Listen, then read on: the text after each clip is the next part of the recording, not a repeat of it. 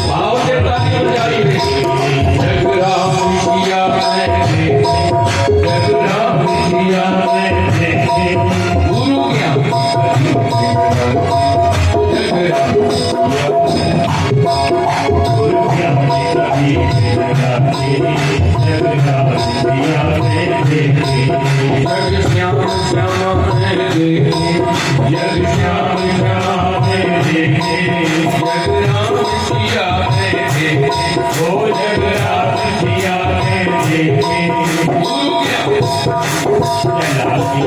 जग राम सिया रे, गुरु क्या कभी चला के जग राम सिया रे, श्री गुरु भगत मणिकर्ण ज्योति सुब्रत के श्री ज्योति भगत मणिकर्ण ज्योति सुब्रत के श्री गुरु क्या कभी चला के जग राम सिया रे, गुरु क्या कभी चला के जग राम सिया रे।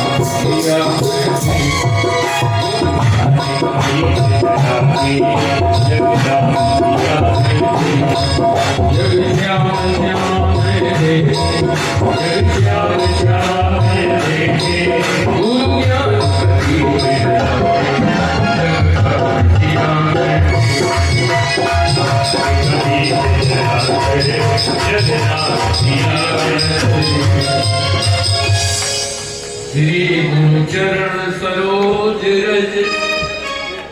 बड़ी अद्भुत बात है, उन्होंने सीधे चरणों की वंदना ना करके गुरु चरण रज की वंदना की। सहजोबाई कहती हैं, राम तजु पर गुरु ना विसारू।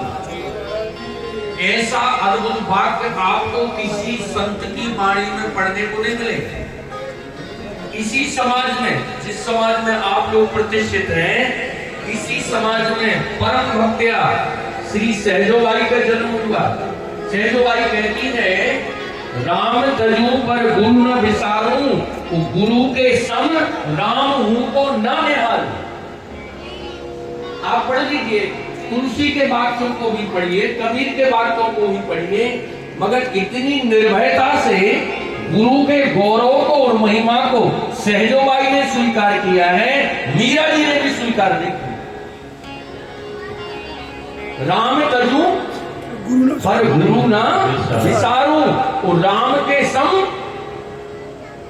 गुरु के समान राम हूं को ना निहारू। बहुत सुंदर, कितनी बड़ी बात कह रही है सहजो कि अगर सामने गुरुजी और राम जी खड़े होंगे तो पहले दर्शन मैं अपने गुरु का ही करूंगी। मैं दूसरे नंबर पर राम को रखूंगी, दूसरे नंबर को अपने इष्ट को रखूंगी, पहले नंबर पर अपने गुरु भगवान को रखूंगी। इसलिए जब भगवान सबरी की कुटिया पर गए तो सबरी देखी राम ग्रह आए, और याद किसकी आई? गुरु के बचन समुझे जिए भाई, गुरु के बचन समुझे जिए भाई। सबरी देखी राम ग्रह आए, सबरी देखी राम ग्रह आए। गुरु के बचन समझिए भाए, गुरु के वचन समझिए भाए। उन्होंने की राम लक्ष्मण खड़े हुए हैं और सबरी आंख बंद करके अपने गुरुजी का ध्यान कर रहे हैं। उनको गुरुजी के ही वचन आज याद आ रहे हैं कि गुरु ने जो बात कही थी वो अक्षरशः उनका बात वचन सत्य है कि बेटी, मुझको जिन राम का दर्शन नहीं हुआ वो रघुनंदन राम एक दिन तेरी कुटिया पर आएंगे। ऐसे ही सहजोत बाई के जीवन में ये घटना घटी, इसलिए उन्होंने कहा राम तजू पर गुरु ना विसारू। क्यों? इस बड़ा पद है, वो हमको पूरा याद नहीं, कई वर्ष पहले पढ़ा था। कहने का तात्पर्य उसमें अच्छी अच्छी बातें हैं। उन्होंने कहा राम ने तो मुझको संसार सागर में धकेल दिया था, पटक दिया था, अगर गुरु नहीं होते तो मैं संसार सागर से पार कैसे। उन्होंने तो भटकने के लिए मजबूर कर दिया था। क्यों जी? कितनी बड़ी बात कही है। राम ने तो भटकने के लिए मजबूर किया है, मगर इस भटकन से निकाला किसने? इसलिए उन्होंने कहा राम तजू पर गुरु ना विसारू। अब आप बताइए, श्याम चरण दास जी के हजारों शिष्य भारतवर्ष में हुए, मगर 2-3 लोगों को ही स्मरण किया जाता है। एक दयाबाई को, एक सहजोबाई को, वो पुरुष का तो नाम ही नहीं आता किसी का। बोलो, जब हम श्याम चरण दास जी के चरित्र को पढ़ते हैं, और भी उनके शिष्य हुए होंगे कि नहीं, मगर वो अक्षरशः गुरु के वचनों को आत्मसात किसने किया, ये महत्वपूर्ण है। जैसे शंकर जी से पार्वती जी ने पूछा कि आप तो बड़े ईश्वर कोटि में हैं, आपने भगवान के गुणों की रचना की है, तो एक बार ये तो बता दो कि राम जी के दल में कितनी जनसंख्या थी, कितनी संख्या थी। तो शंकर जी का पार्वती जी इस झंझट में मत पड़ना, पदम 18 जूठप बंदर, कौन गणित लगाएगा बंदरों का, मगर मैं कुछ प्रधान बंदरों का नाम ले देता हूं। बड़भागी अंगद हनुमाना, उच्चरण कमल चापत विधि। अब आप बताइए, उस पदम 18 जूठप बंदरों में 2 को ही उन्होंने राम के चरणों में बिठा दिए। क्यों जी? बोलो, किसके? राम चरणों में 2 ही मिलेंगे आपको। भाई कौन कौन? बड़भागी अंगद हनुमाना, बड़भागी अंगद हनुमाना, चरण कमल चापल दीना, चरण कमल चापल दीना। बताइए, 2 को ही चरणों में रखा है। पूरी रामायण को पढ़िएगा, ना कभी विभीषण राम के चरणों को दबा रहे हैं, ना सुग्रीव जी, ना और बंदर। आप कह सकते हो कि वो तो मित्र थे। अरे हद हो गई बात, मित्र थे तो क्या हो गया, उनको ये पता नहीं है परमात्मा। क्यों जी? ये कोई साधारण मित्र है क्या? परमात्मा तो सभी का मित्र है, अकेले सुग्रीव और विभीषण का अकेला थोड़ी है मित्र। भगवान तो सबके मित्र है। क्यों? सहज जो हमारा और आपका सखा है वो भगवान ही तो है, मगर चरणों में कौन बैठे हैं? उस पदम 18 जूठप बंदरों में 2 ही चरणों में है। इसका अर्थ क्या है? 2 को ही चरण मिले हैं, अर्थात जो 2 भगवान के चरणों के अनन्य भक्त हैं। ऐसे ही गुरु के हजारों लाखों शिष्य होते हैं, मगर कुछ ही होते हैं जो गुरु की महिमा को समझ पाते हैं और उस महिमा को समझ करके उसको समाज में विस्तार करते हैं। हमारे अजमेर में, राजस्थान में कितने हैं, मगर आध्यात्मिक तल पर हम देखते हैं तो एक चारण समाज, चारण साहब दिखाई देते हैं कि जिनका जीवन पूर्ण आध्यात्मिक, उन्होंने आध्यात्मिकता को हृदय से स्वीकार किया। नहीं तो सोचते हैं कि गुरु जी आएंगे 10-5 हजार रुपए चंद दे करके फ्री हो जाएंगे, कथा हो गई, मामला समाप्त। क्यों? इससे परंपरा आगे नहीं चलती।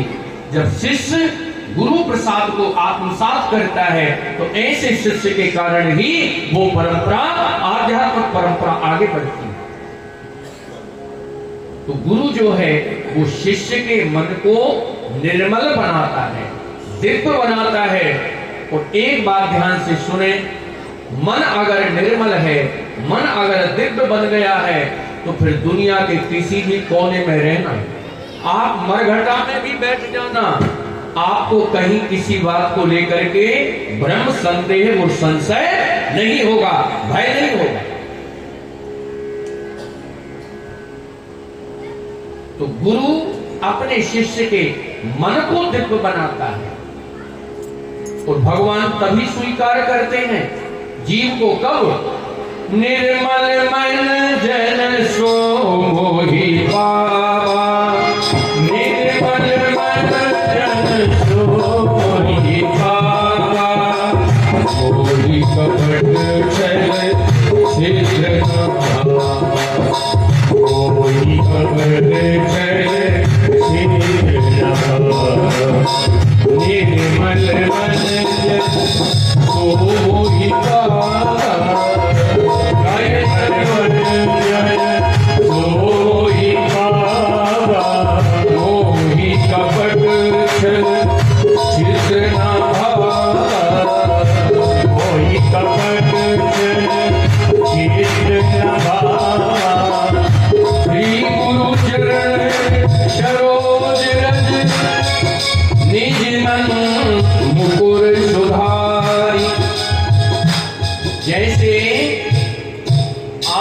शीशा है, दर्पण है, आपके श्रृंगार रूम में लगा हुआ है, अगर उस पर मिट्टी चढ़ी हुई है तो आप अपनी आकृति को नहीं देख सकते।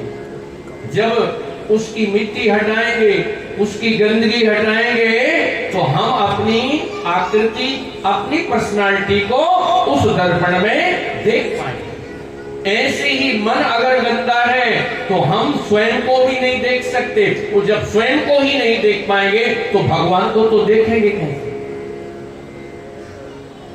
मन जब निर्मल होता है तो अपनी कमी भी दिखाई देती है, और उस कमी को पूरा करने के लिए जीव भगवान के चरणों की यात्रा करता है। मन में जब गंदगी लगी होती तो अपनी कमी कहाँ ही दिखाई देती है? किसी को नहीं दिखाई देती। वो मन रूपी दर्पण जब साफ होता है तो हमको अपनी कमी दिखाई देती है कि हमने अपने जीवन में गलती कहाँ की है। बोलिए, आज इतने पढ़े लिखे लोग हैं, कोई स्वीकार करता है कि हमने कोई गलती की? हमने अपराध कहाँ किया है? मनु महाराज कहते हैं, होई न विषय बैराग, भवन बसत चौथपन, और हृदय बहुत दुख लाग, जन्म गयो हरि भगत।